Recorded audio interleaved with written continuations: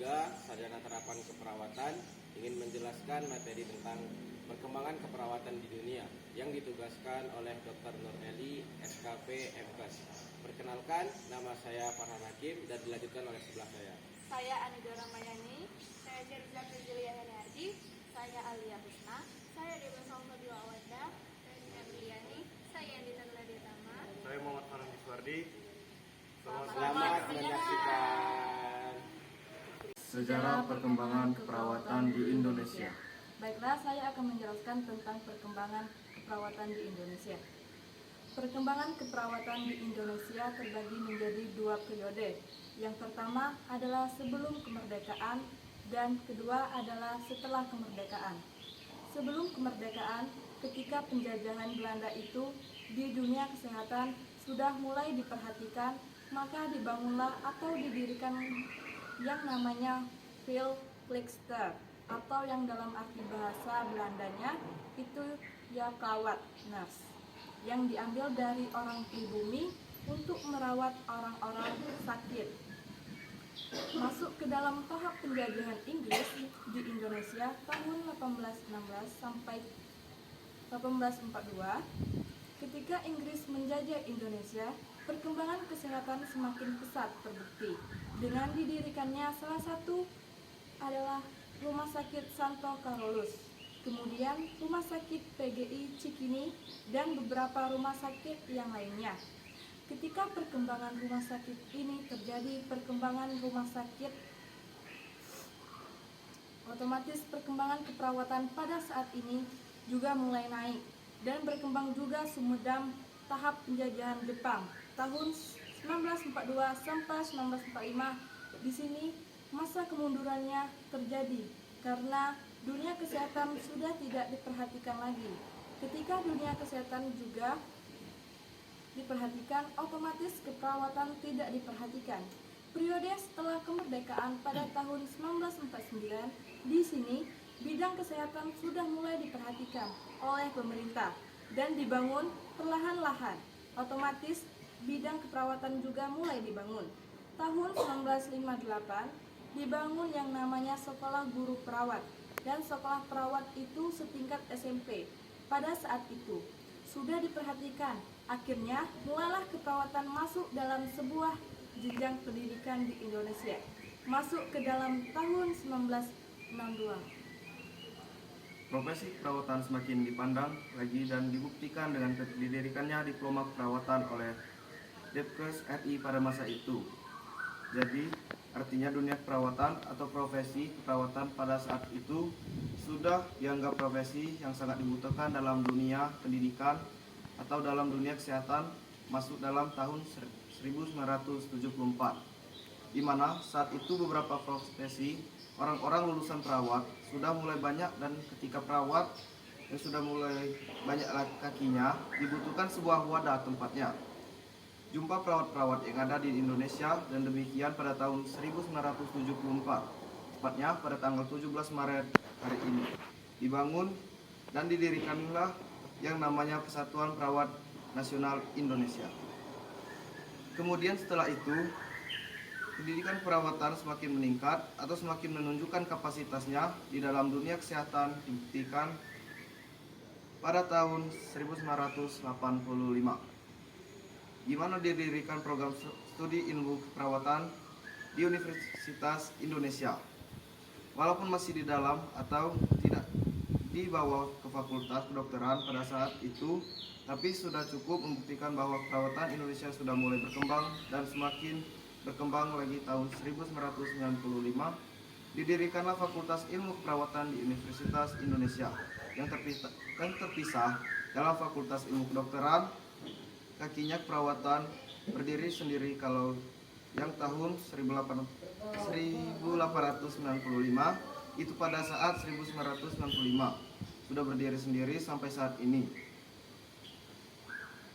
Profesi perawatan semakin maju lagi. Banyak beberapa universitas di Indonesia membuka fakultas ilmu keperawatan, dan salah satunya akhirnya mencetak beberapa perawat. Sejarah perkembangan keperawatan di dunia. Berikut adalah ringkasan perjalanan dan evolusi profesi perawatan dari awal hingga saat ini. 1. Era kuno dan abad pertengahan.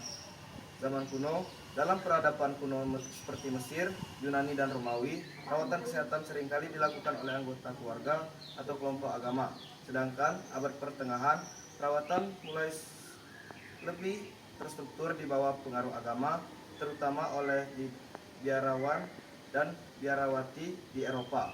Rumah sakit mulai berkembang sebagai bagian dari misi gereja dan fokus pada perawatan dan dukungan spiritual bagi orang sakit dan miskin. 2, 3. Standar praktik keperawatan profesional. Standar praktik profesional terdiri dari 5 standar, yaitu: yang pertama, standar 1 pengkajian. Perawat mengumpulkan data tentang status kesehatan secara sistematis, menyeluruh, akurat, singkat, dan berkesinambungan. Yang pertama, rasional. Pengkajian keperawatan merupakan bertujuan menetapkan data dasar tentang tingkat kesehatan pasien yang digunakan untuk merumuskan masalah pasien dan rencana tindakan. Yang kedua, kriteria struktur. Metode pengumpulan data yang digunakan dapat menjamin pengumpulan data yang sistematis dan lengkap, diperbarui data dalam pencatatan yang ada, kemudahan memperoleh data, dan terjaganya kerahasiaan. Berdasarkan proses keperawatan singkat, menyeluruh, akurat, dan berkesinambungan. Praktik mempunyai sistem pengumpulan data keperawatan yang menjadi bagian dari sistem pencatatan kesehatan pasien. Yang ketiga, kriteria proses. Pengumpulan data dilakukan dengan cara wawancara, observasi, pemeriksaan fisik, dan mempelajari data penunjang, serta mempelajari catatan lain.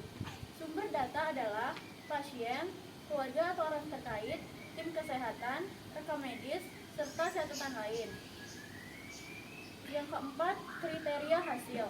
Metode pengumpulan data yang digunakan dapat menjamin pengumpulan data yang sistematis dan lengkap, diperbarui data dalam pencatatan yang ada, kemudahan memperoleh data, dan terjaganya kerahasiaan. Tantangan praktik mempunyai sistem pengumpulan data keperawatan yang merupakan bagian integral dari sistem pencatatan, pengumpulan data pasien, sistem pencatatan berdasarkan proses keperawatan, singkat, menyeluruh, akurat, dan berkesinambungan. Praktik mempunyai sistem pengumpulan data keperawatan yang menjadi bagian dari sistem pencatatan kesehatan pasien. Di tatanan praktik tersedia sistem penyimpanan data yang dapat memungkinkan diperoleh kembali bila diperlukan, tersedianya sarana dan lingkungan yang mendukung. Selanjutnya, standar 2, diagnosa keperawatan. Yang pertama yaitu perawat menganalisis dan pengkajian untuk merumuskan diagnosis keperawatan. Yang pertama ada rasional. Diagnosis keperawatan sebagai dasar pengembangan rencana intervensi keperawatan dalam rangka mencapai peningkatan, pencegahan, dan penyembuhan penyakit serta pemulihan kesehatan pasien. Yang kedua, kriteria struktur. Tatanan praktik memberi kesempatan kepada teman sejawat pasien untuk melakukan validasi diagnosis keperawatan. Yang kedua, adanya mekanisme pertukaran informasi tentang hasil penelitian dalam menetapkan diagnosis keperawatan yang tepat. Yang ketiga, untuk akses sumber-sumber dan program pengembangan profesional yang terkait. Yang keempat, adanya pencatatan yang sistematis tentang diagnosis pasien. Selanjutnya adalah kriteria proses. Proses diagnosis terdiri dari analisis dan interpretasi data, identifikasi masalah pasien, dan perumusan diagnosis keperawatan. Komponen diagnosis keperawatan terdiri dari masalah atau P, penyebab atau E, gejala atau tanda S, atau terdiri dari masalah dengan penyebab yaitu PE. Selanjutnya, melakukan kaji ulang dan revisi diagnosis berdasarkan data terbaru. Lalu ada standar yang ketiga, yaitu perencanaan. Perawat membuat rencana tindakan keperawatan untuk mengatasi masalah kesehatan serta meningkatkan kesehatan pasien yang berdasarkan: pertama, rasional. Perencana dikembangkan berdasarkan diagnosis keperawatan. Kedua, kriteria struktur. Tatanan praktik penyediaan. Yang pertama, sarana yang dibutuhkan untuk mengembangkan perencanaan. Kedua, adanya mekanisme pencatatan sehingga dapat dikomunikasikan. Lalu, yang ketiga, proses.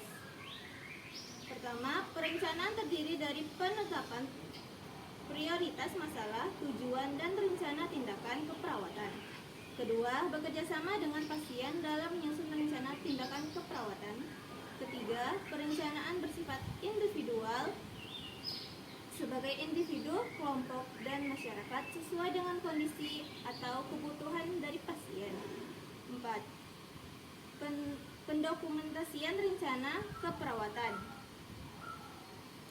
Keempat, kriteria hasil tersusun sesuai rencana asuhan keperawatan pasien. Perencanaan mencerminkan penyelesaian terhadap diagnosis. Perencanaan tertulis dalam format yang singkat dan mudah didapat. Perencanaan menunjukkan bukti adanya revisi pencapaian tujuan. Yang keempat, ada standar pelaksanaan tindakan keperawatan atau implementasi.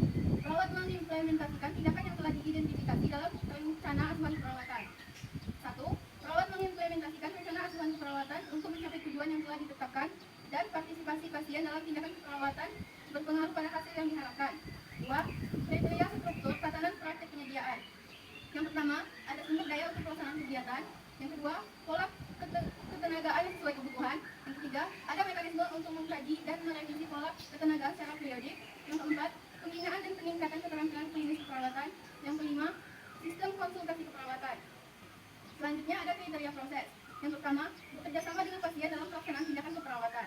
Yang kedua, kolaborasi dengan profesi kesehatan lain untuk meningkatkan status kesehatan pasien. Yang ketiga, melakukan tindakan keperawatan untuk mengatasi masalah pasien. Yang keempat, melakukan supervisi terhadap tenaga pelaksana keperawatan di bawah tanggung jawabnya.